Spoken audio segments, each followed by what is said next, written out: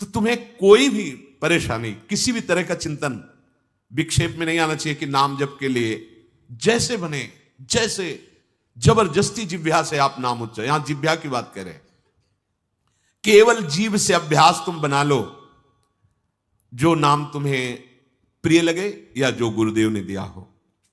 जीव के द्वारा प्रभु के नाम की आवृत्ति अगर निरंतर होने लगे तो बहुत जल्दी हृदय के जो पाप वासना मल हैं वो सब नष्ट हो जाते हैं। ध्यान से सुनो इसे।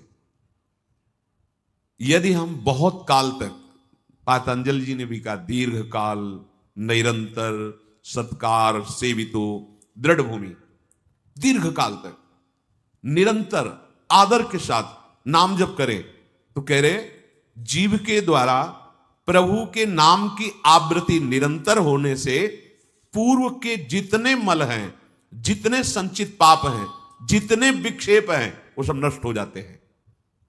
अभी तो शुरू ही नहीं किया है, अभी तो विक्षेप ही विक्षेप है, मल ही मल है, और आप कहते हो हमारे दुख दूर हो जाए। नाम जप करो, दुख दूर होने की बात क्या, दुख की निशानी नहीं रह जाएगी। जैसे अगाध समुद्र में मछली किलोल करती है, ऐसे हरि शरण में जो जीव होता है, भजन करता है, उसे अपार सुख मिलता है। सुखी मीन जिमी नीर अगाधा। अब तीसरी बात है, ये बहुत क्रम से जोर की, जैसे स्मृति तो उससे सब कुछ अनुभव होगा, पर उसकी प्राप्ति नाम जप से होगी।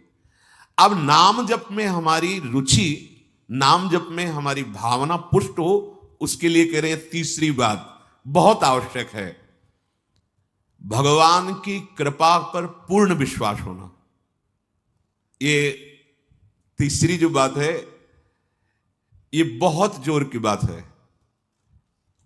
कृपा पर विश्वास हो जाना, भगवान हम पर कृपा किए हैं और उनकी कृपा से हमको निश्चित भगवत प्राप्ति होगी। कई बार विश्वास की, कृपा की चर्चा हुई है। ये तीसरी बात बहुत आवश्यक है उपासक के हृदय में। भगवान के कृपा बल से अब मुझे निश्चित भगवत प्राप्ति होगी, इसमें कोई संदेह नहीं है।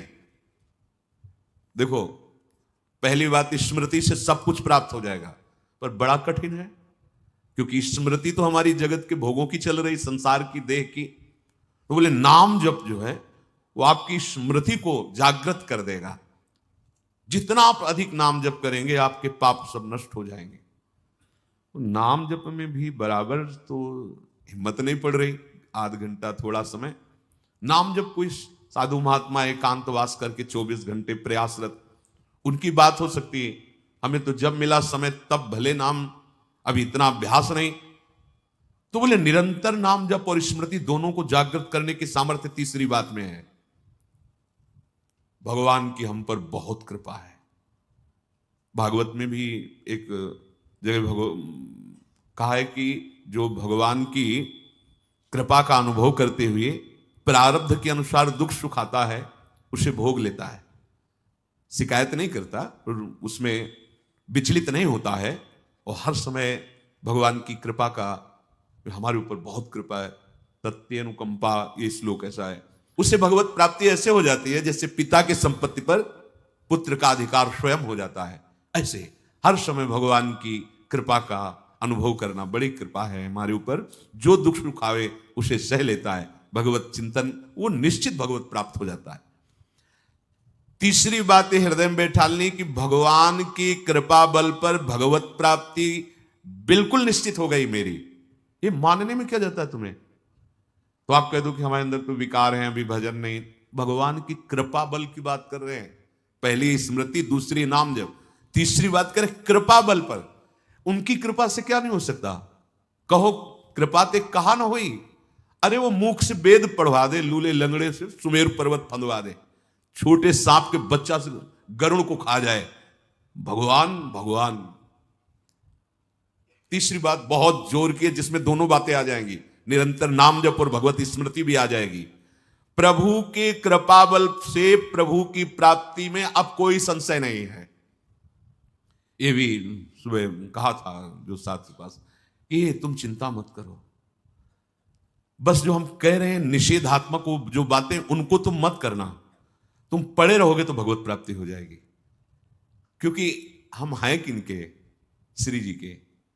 यहां जो भी आप छोटी सी भी चेष्टा कर रहे हैं, बहुत बड़ा भजन हो रहा है, महल में है, वृंदावनेश्वरी के धाम में है, एक छोटी सी भी चेष्टा, जैसे कहीं सोनी लगा दिया, कुछ भी, जो भी चेष्टाएं कर रहे हो, खान पान संबंधी भी जो चेष्टाएं करो, वो आपका भजन। यहाँ फिर स्वार्थ आपने भजन गए, तुम चिंता मत करो भगवत प्राप्ति की। ये हम केवल निज जनों से नहीं, माइक से कहें कई बार कि आप सबको निश्चित भगवत प्राप्ति होनी, इसीलिए प्रभु ने धाम बुलाया, सत्संग सुनाया। अगर प्रभु को अपनी प्राप्ति न कराना होता तो संयोग क्यों देते? हम फंसे होते माया प्रपंच में। तो तीसरी बात कि अब हमें कोई संशय नहीं, मेरे को भगवत प्राप्ति निश्चित होगी, क्योंकि मुझे भरोसा है श्री जी का, मुझे भरोसा है वृंदावन का, मुझे भरोसा है आचार्य और गुरु का। अब ये बातें हमें डर पाओ मत। हाँ, हमारी कमजोरी है, हम अभ्यास कर रहे हैं भजन का, पर अब मुझे ये नर्क स्वर्ग अपवर्ग आसने ये आ गया भरोसे से, ये कृपा का भरोसा हुआ तो ये बात आ गई। मानो भगवान की प्राप्ति बस मेरे को हो ही गई, ऐसे रोज सोचना है। हे, महापुरुषों के वचन है। तीसरी बात बहुत जोर की है, नाम जप और भगवत स्मृति इसी में आ जाएगी, क्योंकि भगवान की कृपा से सब कुछ हो जाता है। मुझे इस जन्म में भगवत प्राप्ति पक्का होगी, भगवान की कृपा बल से, प्रियाजू की कृपा से। अब मुझे ऐसी भावना करनी कि बहुत जल्दी भगवत प्राप्ति। मेरे में अब अनुभव हो रहा है कि प्रियालाल की कृपा बढ़ रही, विकार क्षीण हो रहे हैं, भाव बढ़ता जा रहा है, मुझे बहुत जल्दी भगवत प्राप्ति। ये सोचना है, सोचना है।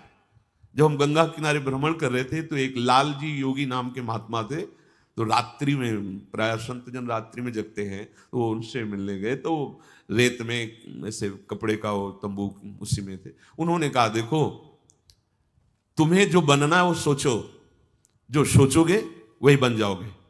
तो छोटी सी डायरी रखते थे, एक पेन लिखा उसी समय, आज भी वो लिखी रखी, जो तुम्हें बनना है वो सोचो, वैसा सोचो, जैसा सोचोगे वैसा तुम बन जाओगे। सोचो, भगवान की हम पर बहुत कृपा है, हमारे अंदर दैवी संपदा बढ़ रही है, विकार धीरे धीरे क्षीण हो रहे हैं, मतलब मुझे प्रभु मिलने वाले हैं, मुझे प्रभु मिलने वाले। आप देखो इसका प्रभाव, देखो प्रभु की कृपा से अवश्य अवश्य अवश्य मुझे भगवत प्राप्ति होगी। बस अब तो भगवत प्राप्ति होगी ही, क्योंकि प्रभु की कृपा है। ये शब्द पकड़ो, अंदर तुम्हारे अंदर अपने में कोई बल नहीं, अपने में कोई साधना नहीं, पर यहां कृपा की बात है, भगवत कृपा बल। अपनी असमर्थता, बहुत अमृत में वचन है, अपनी असमर्थता, अपनी अयोग्यता, अपना अनाधिकारपन, ये है क्या? मैं अधिकारी नहीं हूं भगवत प्राप्ति का, मैं योग्य नहीं हूं भगवत प्राप्ति, मेरे में कोई सामर्थ्य नहीं, ये है। पर भगवान की कृपा से मुझे इतना विश्वास हो गया कि मुझे भगवत प्राप्ति होगी। अब क्या समस्या है? देखो, बहुत आनंद की बात है, मुझे भगवत प्राप्ति होगी भगवान की कृपा से, श्री जी की कृपा से।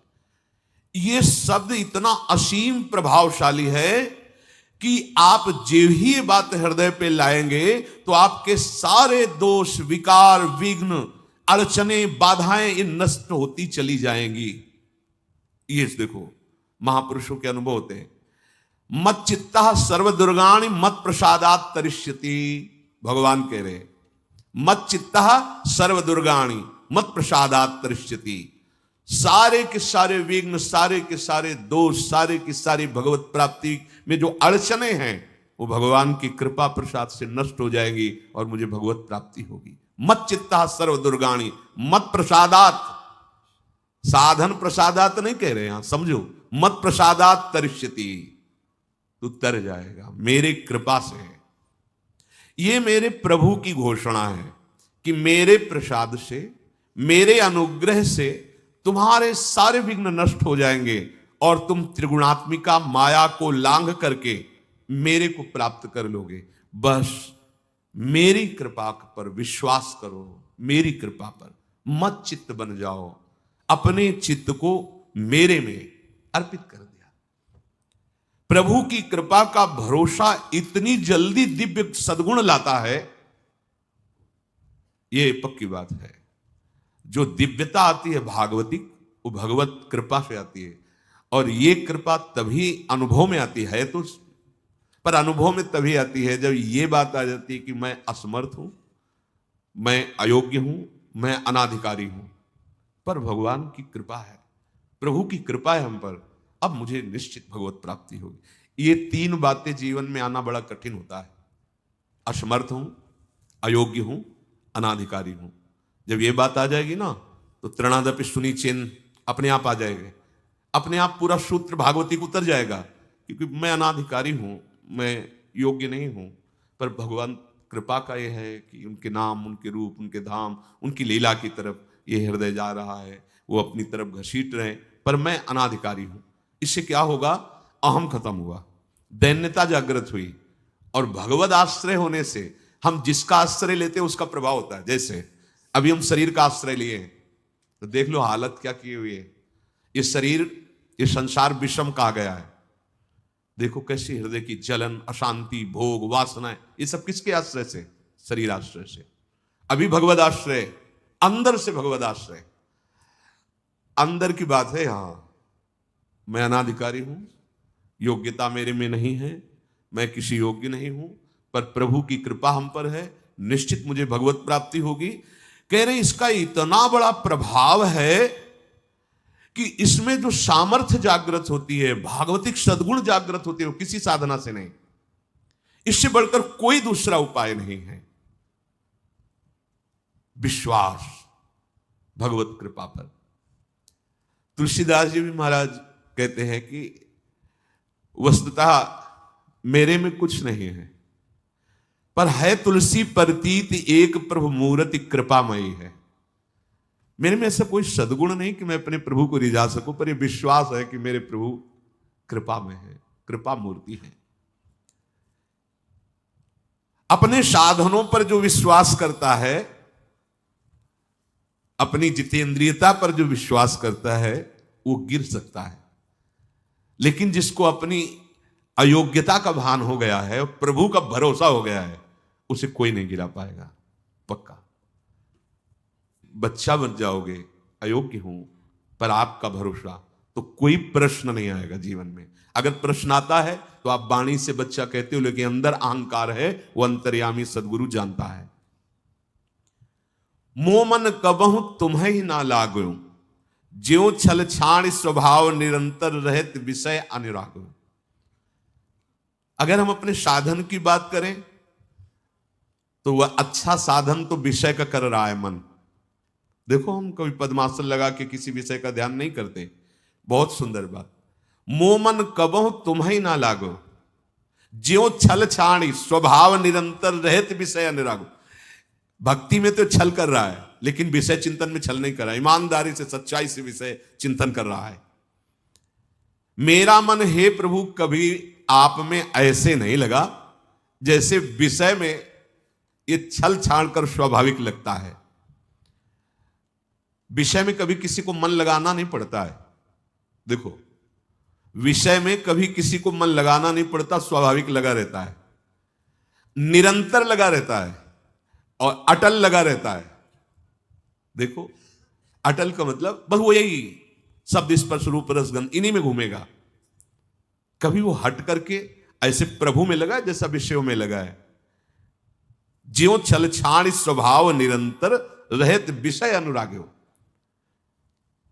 मेरे मन की दशा, मेरे इंद्रियों की दशा आपके अनुकूल नहीं है प्रभु, ये विषय के अनुकूल है। पर प्रभु मेरे मन में एक विश्वास हो गया है कि आपकी मूर्ति कृपामयी है और जीव ने नाम की ओट ली है तुलसी प्रतीत एक प्रभु मूर्ति कृपामयी है, और नाम की ओट जीव ने ले ली है। बस अब सब कुछ हो जाएगा। चौथी बात, प्रत्येक प्राणी में, संसार की प्रत्येक वस्तुओं में मेरे प्रभु समाये हुए हैं। यहां सिद्धावस्था आती है। ये तीन बातें बहुत जोर की। पहली है भगवत स्मृति, इसी में सब कुछ हो जाता है, पर बड़ा कठिन है, इसलिए नाम जप जिह्वा के द्वारा, उसमें भी बहुत, कहां रोज नाम महिमा सुनते हैं, इतनी प्रीति कहां हो रही। बोले तीसरी बात पकड़ लो, कि हम पर प्रभु की बहुत कृपा है और भगवत कृपा से मुझे इसी जन्म में मुझे भगवत प्राप्ति होगी। चौथी बात, ये बहुत ही आवश्यक है, क्योंकि अगर ये नहीं तो भजन करना कठिन, बचाना कठिन, पचाना कठिन। इससे भजन तुम्हारा पच जाएगा, तुम सिद्ध हो जाओगे। जैसे चावल सिद्ध हो जाता है तो कहीं भी दबाओ उसमें कड़ापन नहीं रहता, ऐसे जो सिद्ध हो जाता है तो उसके हृदय में कठोरता नहीं रहती। प्रेम से द्रवित हृदय होता है। कठोर हृदय में ही काम, क्रोध, लोभ, मोह, मद मत्सर रहते हैं। शुष्क हृदय में, द्रवित हृदय में नहीं रहते। प्रत्येक प्राणी, संसार के प्रत्येक वस्तु में मेरे भगवान विराजमान है। कोई ऐसी जगह नहीं जहां भगवान ना हो। ये बैठालना है, हमें दिखाई दे रहा है, माइक है, दिखाई दे रहा है ये, लेकिन जब सृष्टि नहीं थी तो ये माइक नहीं था। जब सृष्टि नहीं रहेगी तो माइक नहीं रहेगा।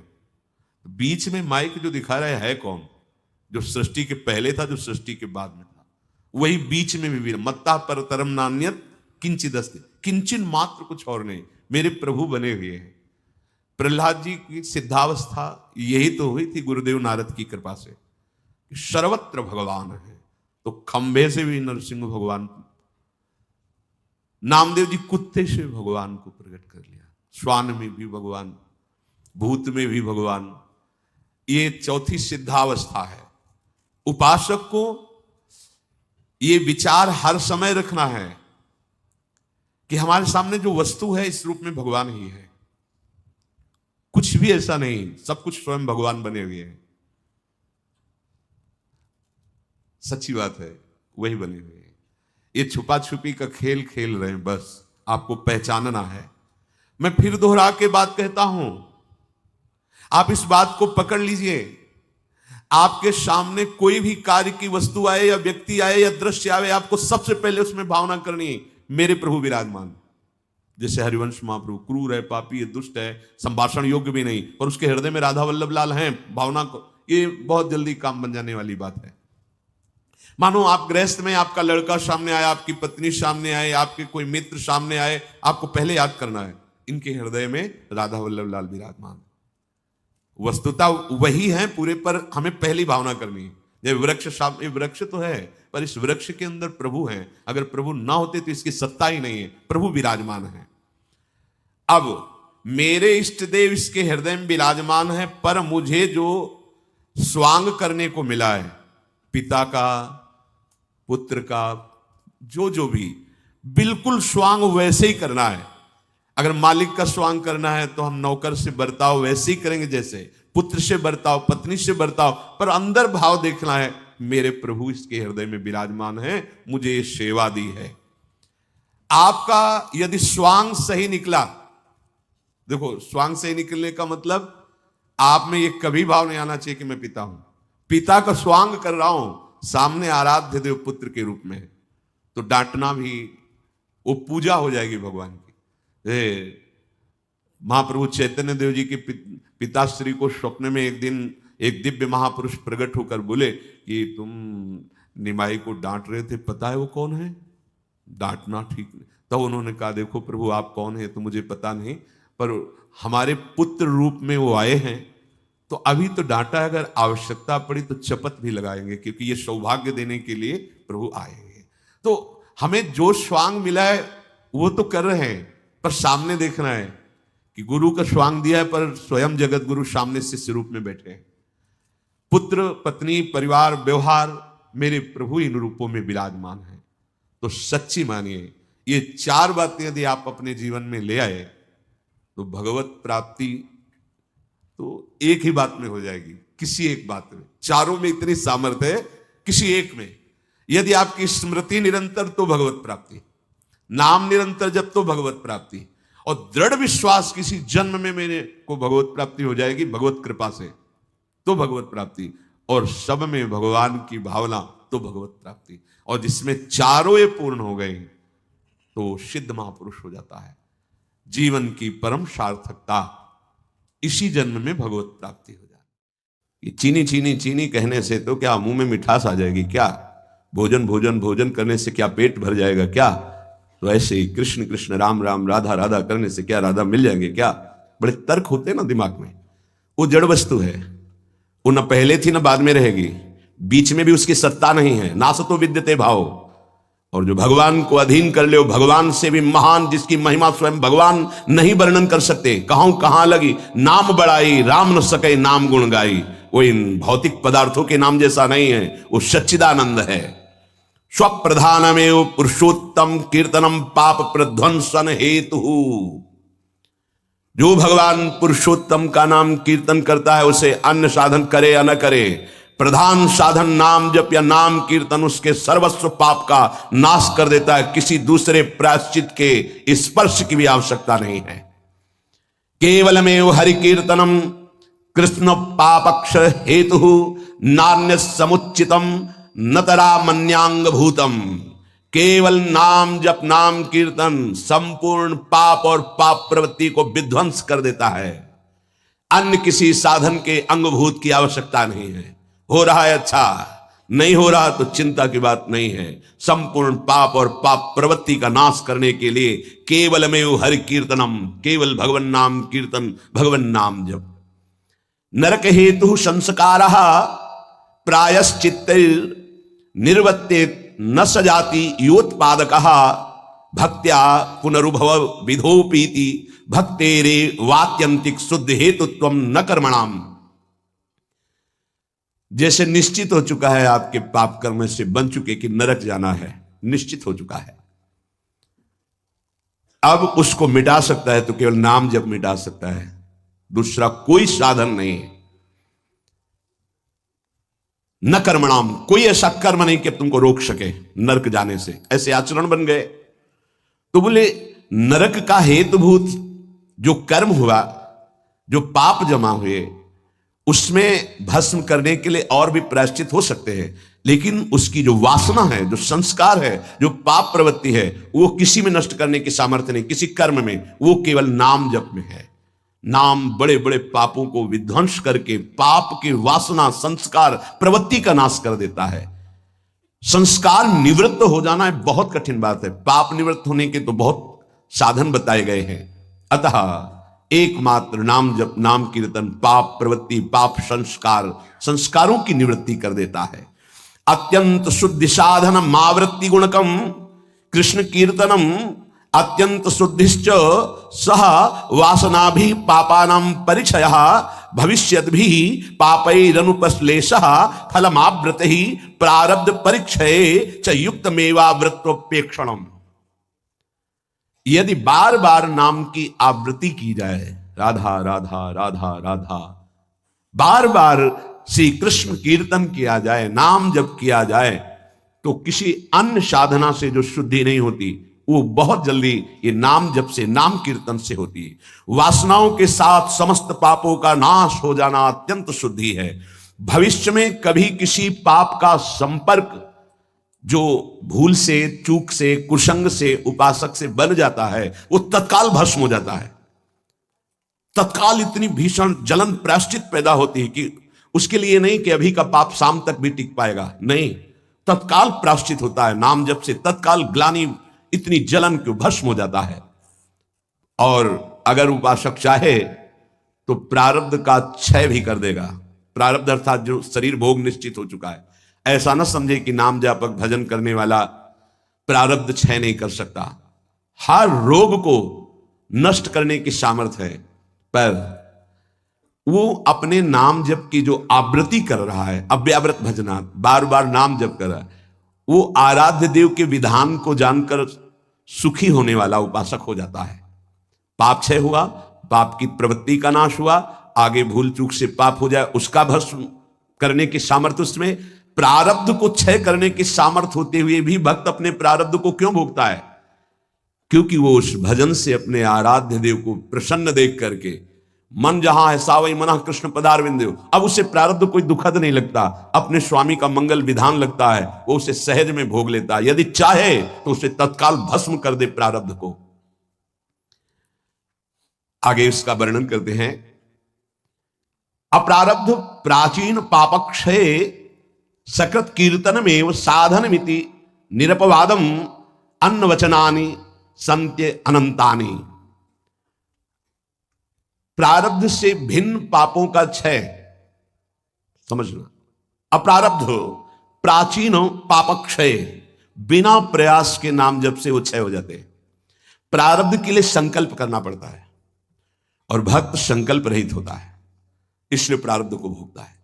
जो प्राचीन पापाक्षय अप्रारब्ध, जो प्रारब्ध में नहीं है, पूर्व संचित जमा पाप कर्म है, वो सकृत कीर्तन में साधन में थी, एक ही साधन भगवन नाम कीर्तन, भगवन नाम जब, वो स्वाभाविक नष्ट हो गया, निरपवादम, इसमें किसी का कोई तर्क नहीं है।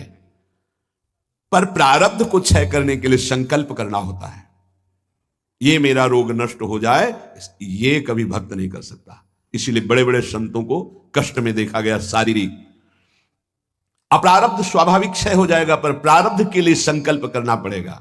इसलिए भक्तजन अत्र वचनानि संत अनंतानि, संतों के अनंत वचन पाए गए।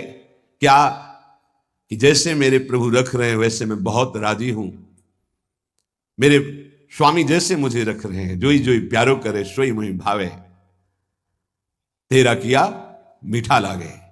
क्या बड़े बड़े महापुरुष के तेरा किया मीठा लागे। प्रभु आप जो विधान कर रहे हो, वो प्रारब्ध क्षय के लिए संकल्प नहीं करते। कीर्तनात् पापक्षय तदा वृत्त्या तद विषयाणाम वासनानाम प्रचयः अपचयश्च पाप वासनानाम ततो भगवज्जनो सेवा सात्यताम तदुपवर्णित महिमनि भगवती पुण्य श्लोक शेखरे भगवती नैष्ठिकी भक्ति तत्शोकादि नाम अत्यंतोच्छेदः ततः सत्वस्य परमोत्कर्षः तत्व साक्षात्कारः ततो मुक्ति रीति अयमर्थः। ओह, बड़ी अद्भुत बात वर्णन कर रहे हैं। ये कीर्तन केवल पाप का ही नाश नहीं करता, नाम जप, ये नाम जप बार बार जो आवृत्ति की जाती है, इससे उपासना की वृद्धि होती है, वासनाओं का नाश होता है। इसके पश्चात भगवत प्रेमी महात्माओं का सानिध्य मिलता है। ये बड़े गूढ़ विषय है। जब तक आपके पाप क्षय नहीं हुए तो आप संतों के सन्मुख नहीं पहुंच सकते। भगवत कृपा हुई, कैसे पाप क्षय हुए? श्रवण सुजस सुनी आयऊं, जब कान में श्रवण में हमारे भगवतीय सिद्धांत नाम महिमा पड़ी तो सुन सुन के हमारे हृदय में इच्छा जागृत हुई, चलो संत दर्शन करते हैं। भजन का फल हुआ संत दर्शन, नाम जप का, नाम कीर्तन का फल हुआ भगवत प्रेमी महात्माओं का सानिध्य संग। ततो भगवज्जन सेवा सात्यतम, फिर उसके हृदय में उन महापुरुषों की सेवा करने का मन होता है। क्या करूं जिससे ये प्रसन्न हो जाए? फिर उन महापुरुषों के द्वारा तदुपवर्णित महिमनि भगवती पुण्य श्लोक शेखरे भगवती नैष्ठिकी भक्ति, कैसे प्रभु में निष्ठा जागृत होती, वो उपदेश करते हैं। किनको? निज जनों को। निज जन कौन? जो नाम जप नाम कीर्तन के द्वारा जिनका पाप क्षय हुआ, पाप वासनाएं नष्ट हुई, एक उपासना जागृत हुई कि हमें संतों का सानिध्य मिले, भगवत कृपा से संत सानिध्य मिला, उनके हृदय में एक नई इच्छा जागृत हुई, इनकी सेवा मिले, इनको कैसे प्रसन्न करूं। जब उनकी आज्ञा और सेवा में तत्पर हुए तब उन्होंने अपने हृदय की उपासना दे दी। उससे क्या हुआ? बोले भगवती नैष्ठिकी भक्ति, निष्ठा पूर्वक भगवान की भक्ति का जागरण हुआ। ततः शोकादि नाम अत्यंत उच्छेदः, समस्त चिंता भय शोक दुख का जड़ से नाश हो गया। जब संत गुरुजनों के द्वारा दी हुई उपासना से भगवान की भक्ति हुई तो शुद्ध नैष्ठिक भक्ति का जागरण हुआ, तो शोक चिंता भय दुख क्लेश अशांति मृत्यु, इनका सब भय जड़ मूल से उच्छेद हो गया। आदि नाम तथा शोकादि नाम अत्यंत उच्छेदः, अत्यंत, अब दोबारा कभी ये नहीं जग सकते। तथा सत्व से परमोत्कर्षः, अब उसके हृदय में प्रेम का उत्कर्ष हुआ। अगर वो चाहता है कि तत्व साक्षात्कार, तो परमोत्कर्षः तत्व साक्षात्कार तत्व मुक्ति, उसको तत्व बोध हो जाएगा और मोक्ष हो जाएगा।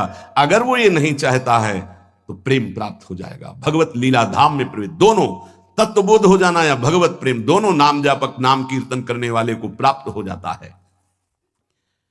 तो सर्वेषाम अपि भगवन नामम प्रत्येक मेहतादृशम सामर्थ्यम न चा नरक सृष्टे लानर्थक्यम दग्धेपि कश्चितम प्राचीने पापमनि। तब तो फिर नरक तो कोई जाएगा ही नहीं, तो नरक की सृष्टि करना व्यर्थ हो जाएगा। यदि नाम जब नाम कीर्तन सब करेंगे तो सबके पाप नष्ट हो जाएंगे, सब तत्वबोध, सब भगवत प्रेम प्राप्त कर लेंगे, तो नरक सृष्टि अनर्थक्यम, बेकार की नरक की सृष्टि हुई। दग्धेपि गर्तचित प्राचीने पापमनि, क्योंकि पूर्व पापी नरक में दग्ध करते हैं, जलाते हैं, कष्ट भोगवाते हैं, और वो तो नाम जब नाम कीर्तन से नष्ट हो जाता है। तो कह रहे हैं तदुत्तर काल भावी भी रंगो भी महदवा मानिश्च नरकपातस्यापि संभवात्। बड़ा सूक्ष्म विषय वर्णन करते हैं। ना चावृत्ति गुणकमेव कीर्तनम सर्वस्यापि भविष्यतीति कश्चिदस्ति नियमः। एक तो सब नाम महिमा सुन भी नहीं पाएंगे। भारत में कितनी जनसंख्या है? 135-40 करोड़ तो है ही है, क्यों ऐसे ही तो है? 140 करोड़। क्या सब नाम महिमा सुनते हैं? क्या सब भगवान नाम कीर्तन करते हैं? नहीं। तो कह रहे हैं ये बात मत सोचो कि कोई नरक नहीं जाएगा, बहुत जाएंगे, क्योंकि नाम कीर्तन नाम जप में सब थोड़ी लगे हैं। दूसरी बात, जो नाम में लगे भी हैं वो कह रहे हैं कि संभावना है उनके नरक जाने की। कैसे? बोले यदि किसी महापुरुष का अपमान कर दिया, निंदा कर दी, वैष्णव अपराध बन गया, तो पतन होने का चांस हो जाता है। या आज्ञा शास्त्र की उल्लंघन करके कहीं ममता कर बैठे तो उसको पतन होने का चांस रहता है। बोले उदाहरण में आप बताइए कि नाम जापक कौन जो ममता करके अपनी स्थिति से भ्रष्ट हो गया? बोले अतएव भरत देवस्वापि ऋषभ देवेनानुग्रहीतस्यापि प्रतिबद्धा परोक्षानुभवत वादांतरायी रत्यंत सूक्ष्मन भगवद उपासना त्वाच तदुत्तर काल भाविना मृगाशक्ति रूपेण कर्मणा निकृष्ट देहारंभा मृगत्वपमपि। जहां निरंतर भजन के लिए राज्य और पत्नी और पुत्र आदि का त्याग किया भगवान ऋषभ देव जी के पुत्र भरत जी, वहीं मृग की ममता में आकर के मृगाशक्ति रूपेण कर्मणा निकृष्ट देहारंभा, निकृष्ट देह मृग की प्राप्त कर लिए। अगर ममता करेंगे चूक हो जाएगी, जन्म जन्मांतर के लिए कितना जाना पड़ेगा। उनकी सावधानी ये रही कि मृग शरीर में भजन किए तो अगले बोध संपन्न जड़ भरत जी के रूप में प्रकट हुए।